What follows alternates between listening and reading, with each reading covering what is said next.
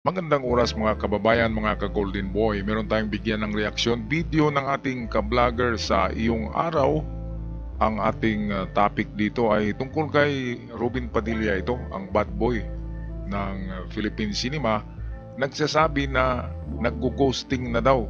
Ghosting ang mga kaibigan ni Digong noon, kung saan presidente pa si Digong ay napakaraming dumidikit sa kanya, di ba? At kapag hindi na presidente, ay nawawala. Di ba? Lalo na ngayon na nasa malaking trouble si Digong, ay dito mo talaga makikita kung sino ang close niya. Kahit nga si Bato ay nag-ghosting na din eh. Si Robin Padilla na lang ang nagiging loyal. At saka yung si Midyal Dia, di ba? Kaya ito, panoorin natin ang video courtesy sa atin ng Sa Iyong Araw. Malungkot na katotohanan kay dating Pangulong Rodrigo Duterte.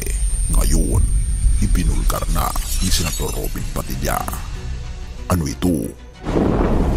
Hindi kita iiwan, boss. Kahit saan makarating, hindi kita iiwan. Ngayon po babalik na kayo sa Pilipinas pero hindi nyo nadalaw si former President Duterte. Pero kung may pagkakataon po kayong makausap siya, ano po yung gusto nyong sabihin sa kanya? Pagka binigyan ako ng pagkakataon, sasaludo agad ako kay Mayor. Boss, siya ka ng bayani.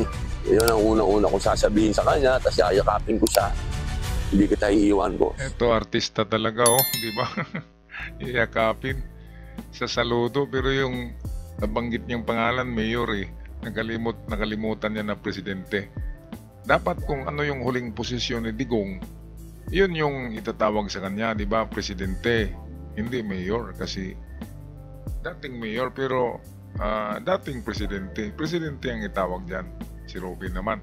At mayroon ding nakakalungkot na kwento si Robin Padilla dyan sa Dahig, dahil sa kahit na isang beses ay hindi talaga siya pinapasok ng ICC doon sa detention room sa kulungan ni Digong. Ang kulungan ni Digong ay hindi yan kagaya ng kulungan dito na may rihas. Kwarto lang yun, maganda, aircon, kompleto lahat. Merong TV, merong computer, malinis ang CR, nag-iisa lang siya, kaya hindi kulungan kundi detention room na maganda. Okay, ito si Robin Padilla, kawawa talaga to eh. Parang aso siya na naghahanap ng kanyang amo doon sa Dahig.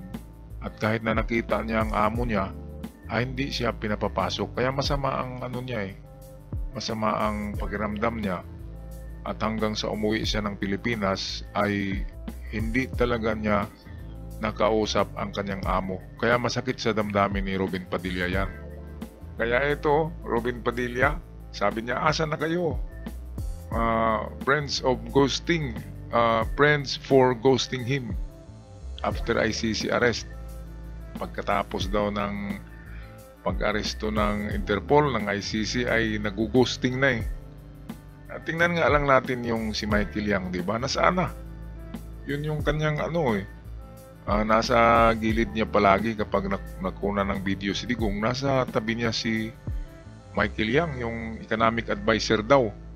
Na yun pala ay member ng Triad, sabi ni Trillanes.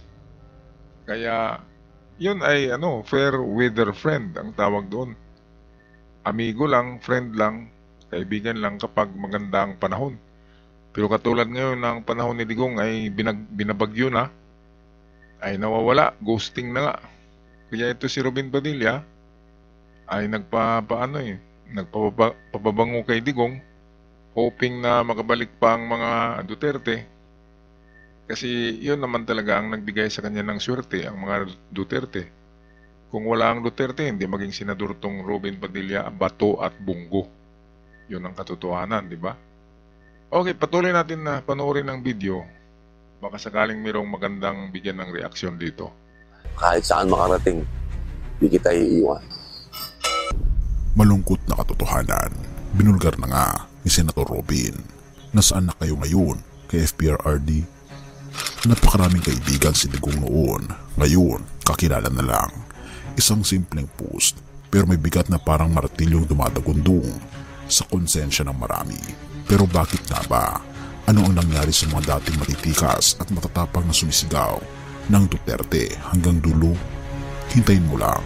Ang sasabihin ko sa dulo nito ay hindi mo inaasahan.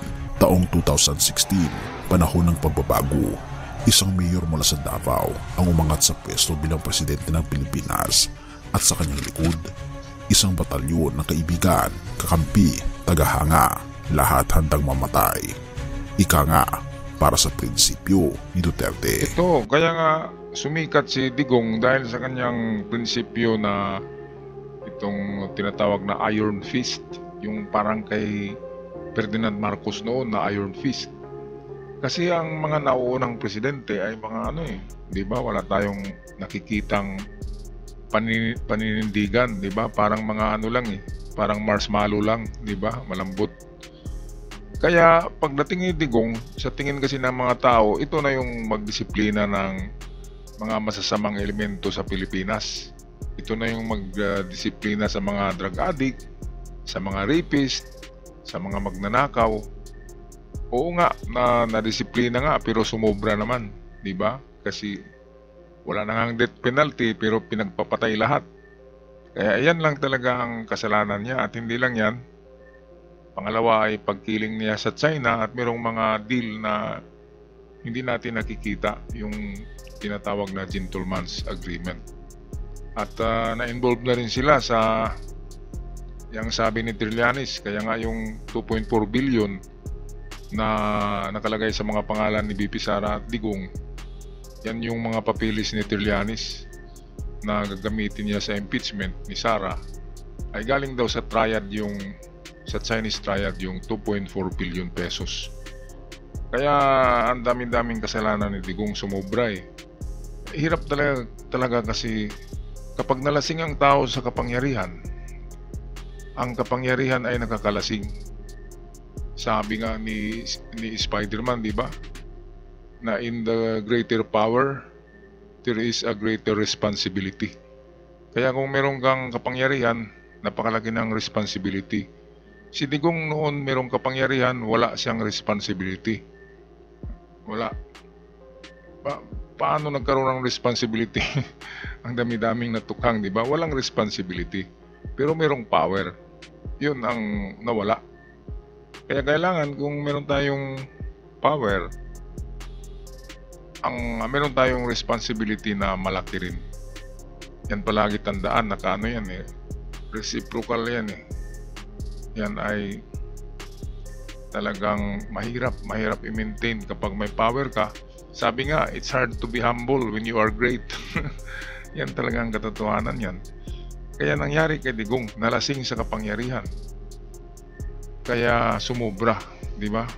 Karamihan ganun talaga. Kung naalala niyo yung isang MMDA officer, di ba? Na sumubra yung niya sa kapangyarihan niya. Nagkatapat ng pulis na kapitan eh. Kaya nasampahan ng kaso. Ngayon lumambot yung matigas na MMDA officer na si Gabriel Go. Nagbabiral din yon kasi grabe, sumobra, lasing din sa kapangyarihan. Okay, so ito nga ang lahat ng tao bilib sa kanya, pati ako noon bilib ako sa kanya dahil Iron Fist nga. At pag upo pa lang, tukhangan ka agad, di ba? Sabi natin, buti nga sa mga drug addict na yan. Ngayon ang lumabas, hindi pala lahat drug addict ang nabaril. Yun ang problema. Kasi hindi na monitor. Okay, patuloy tayo sa video, courtesy ng Sa Iyong Araw. Nag-uunahan sa photo op, nag-aagawan sa pansin, nagpapalakasan ng sigaw, Digong, Digong, Digong. Pero ngayon, isang malamig na selda sa dahig. Isang 79 anyos na lalaki, tahimik na nakaupo sa loob ng detention center ng ICC. Kinasuhan ng Crimes Against Humanity, kasamang pinapanagot ang kanyang kampanya laban sa droga. Walang preskon, walang motorkid, at wala na ang mga dating malalapit na kaibigan sa kanyang tabi. At ang tanong ni Senator Robin Padilla, asan na kayo ngayon? Hindi niya ito tinanong dahil sa galit. Tinanong niya ito dahil siya na lang ang tumindig, literal. Siya na lang ang lumipad papuntang dahig para ipakita, hindi kita iiwan, Tatay Digong. Pero bakit nila iniiwan siya ng iba? Ang pagkakaibigan, panahon lang ba ang basayan? Senator Padilla saw through the silence noong panahon ng kapangyarihan ng pagkapresidente ni Tatay Digong. Lahat ay kaibigan, pero nung dumating ang unos, bigla na lang naglaho ang mga dating matitibay daw na kaalyado. Ito ang isa rin sa rason dyan na nakita ko mga kababayan, mga ka-Golden Boy, kung bakit naglaho, nagiging ghosting, mga ghost. Ang kanyang mga dating kaibigan ngayon ay kakilala na lang, di ba? Iba ang kaibigan eh. Ang kaibigan, katulad ni Robin, ayan no, palaging sumusunod kay Digong. Yung kaibigan na naging kakilala na lang, ay wala na yon. Walang kakwenta-kwenta kasi kilala lang eh. Kilala lang at hindi kaibigan. Ngayon nangyari kasi yan na sa tingin ko, dahil sa pagkadiskubre nga ng marami palang anomalya na nasangkot si Digong, nasangkot sa droga, nasangkot sa tukhang, meron pang rape daw ng mga teenager. Sabi ni, sino ba yung nagpresenta ng ano na yan? Sila ano pala, Attorney Conte ang nagpresenta ng ganyan. Bagong kaso ni Digong. Hindi lang yan yung pagkiling niya sa China, sa WPS na nagiging pabor sa China. Marami ang nagawa ni Digong na hindi nagustuhan ng sambayan ng Pilipino. Kaya yung mga kaibigan niya talaga na democratic ang pag-iisip ay tumiwalag sa kanya at nagiging kilala na lang. Maliban dito kay Robin, ang pag-iisip nito ay didiis talaga, kaya dumidikit siya dyan.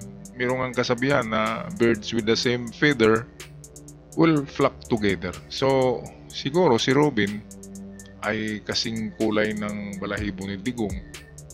Ganon din siguro si Bato, pero si Bato nagugusting na di ba? Hindi sumunod sa dahig eh. Grabe naman to si Bato. Nagiging senador dahil kay Digong. Tapos hindi man lang doon, siya pa yung kanang kamay ni Digong sa tukhang, di ba? Dapat sinamahan niya si Digong. Kung ako, sasamahan ko si Digong.